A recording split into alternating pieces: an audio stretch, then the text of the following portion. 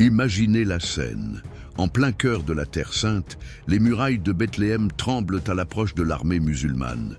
C'est l'an 1182. Les espoirs de toute une génération de chrétiens reposent sur un jeune roi affaibli par la lèpre, mais inébranlable dans son esprit. Aujourd'hui, nous allons découvrir l'histoire incroyable de la bataille de Bethléem, l'un des moments les plus impressionnants du règne de Baudouin IV de Jérusalem, le roi lépreux. Dans cette vidéo, vous allez découvrir comment Baudouin, malgré sa santé déclinante, mena avec courage ses troupes pour défendre non seulement la ville de Bethléem. Ce qui semblait être une défaite inévitable se transforma en une victoire surprenante grâce à l'astuce, à la foi et à la détermination de ce jeune souverain. Préparez-vous à plonger dans un épisode épique qui résonne encore de nos jours. Au XIIe siècle, le royaume latin de Jérusalem était un bastion fragile de la chrétienté au milieu de territoires musulmans hostiles. Fondé après la première croisade, le royaume dépendait d'un réseau complexe de forteresses, d'alliances et d'héroïsme individuel pour survivre. Dirigé par Baudouin, un jeune roi atteint de la lèpre, Jérusalem faisait face à la menace constante représentée par Saladin, le sultan d'Égypte et de Syrie, qui avait juré de reconquérir les villes saintes pour l'islam. C'était une époque de tension permanente, où chaque victoire ou défaite pouvait changer le destin de tout l'Orient. Au début de l'an 1182, Saladin intensifia ses assauts contre le royaume latin de Jérusalem. Déterminé à affaiblir la position chrétienne, il lança une série d'attaques rapides et destructrices à travers la frontière.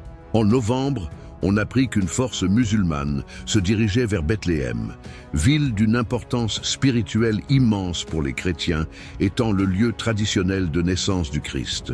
Baudouin, conscient de la menace, réagit avec une rapidité surprenante. Même affaibli par la progression de la lèpre, qui limitait ses mouvements et le rendait dépendant d'assistants, le jeune roi refusa d'assister passivement à la chute possible de Bethléem. Il organisa un détachement composé principalement de chevaliers templiers, hospitaliers et de contingents de la noblesse locale. Son leadership ferme fut l'un des facteurs décisifs pour rassembler des forces dispersées et redonner courage à une population épuisée par les guerres incessantes. L'armée chrétienne se mit en marche vers Bethléem, consciente qu'elle affronterait des forces numériquement supérieures. Baudouin savait qu'une défense traditionnelle ne suffirait pas, il fallait agir avec audace. Il choisit donc une tactique agressive, attaquer avant que les musulmans ne puissent s'organiser et assiéger la ville. L'assaut chrétien fut rapide et brutal. Baudouin commandait personnellement ses hommes, même si, selon les récits, il devait être attaché à son cheval pour rester en selle. Ce geste héroïque enflamma l'ardeur de ses chevaliers, qui combattirent avec une férocité décuplée. La force de Saladin, probablement préparée à une résistance uniquement à l'intérieur des murailles, fut prise par surprise par l'action immédiate et vigoureuse des chrétiens. Pendant des heures, le combat s'étendit dans les champs autour de Bethléem. Les chevaliers latins, bien que moins nombreux, utilisèrent l'avantage du terrain et de la rapidité pour fragmenter l'armée musulmane. Chaque charge de cavalerie était menée avec détermination, transformant le champ de bataille en une série de petits affrontements où l'expérience des croisés faisait la différence. Des récits ultérieurs indiquent que Baudouin, malgré les douleurs lancinantes causées par sa condition, refusa d'abandonner la ligne de front. La simple vision du jeune roi, couvert de son armure et affrontant le danger en personne, inspirait ses soldats à résister même quand tout semblait perdu. La discipline des ordres militaires des Templiers et des Hospitaliers assura la cohésion nécessaire pour repousser les assauts ennemis. À la fin de la journée, les musulmans commencèrent à battre en retraite. De nombreux chroniqueurs considèrent la victoire comme un véritable miracle, fruit de la foi et de la détermination indomptable de Baudouin. La ville de Bethléem fut sauvée, et avec elle, le moral du royaume latin de Jérusalem fut restauré, au moins temporairement. Il ne sauva pas seulement une ville, il sauva aussi l'espoir d'un peuple entier, réaffirmant sa position comme l'un des rois les plus remarquables de l'histoire des croisades. Les nouvelles de la bravoure de Baudouin et de la préservation de la ville sainte se répandirent rapidement, renforçant le moral des croisés et des habitants locaux. Beaucoup virent dans ce triomphe un signe divin, une réponse aux prières et à la foi inébranlable qui soutenait le petit royaume au milieu d'un océan d'ennemis. Politiquement, la bataille rehaussa encore davantage le prestige de Baudouin. Même ses détracteurs, qui doutaient auparavant de sa capacité à gouverner à cause de sa maladie, furent obligés de reconnaître son talent de chef militaire et son courage quasi surhumain. L'image du roi lépreux, combattant avec plus d'ardeur que bien des hommes en bonne santé, devint un symbole de résistance et de renoncement, captivant autant ses alliés internes que les seigneurs européens qui, à l'occasion, envoyaient des renforts en Orient. Du côté musulman, Saladin ne sous-estima pas l'importance du revers.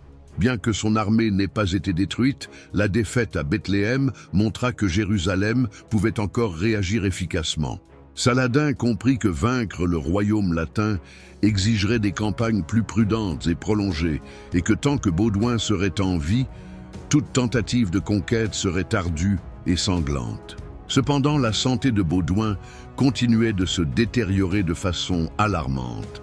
Bien qu'il fût sorti victorieux, le roi savait que son temps était compté.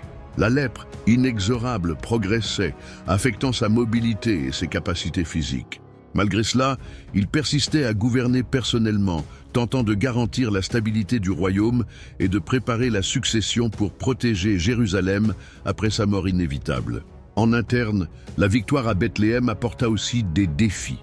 De nombreux nobles, encouragés par la sécurité apparente du moment, commencèrent à rivaliser d'influence et à planifier des alliances pour l'avenir incertain sans Baudouin. La politique de cour devenait de plus en plus complexe, et le roi, malgré la maladie, dut user de toute sa sagacité pour maintenir la cohésion entre les diverses factions. De plus, la protection continue des villes saintes exigeait plus qu'un courage occasionnel. Elle réclamait des ressources, des soldats et surtout une stabilité politique.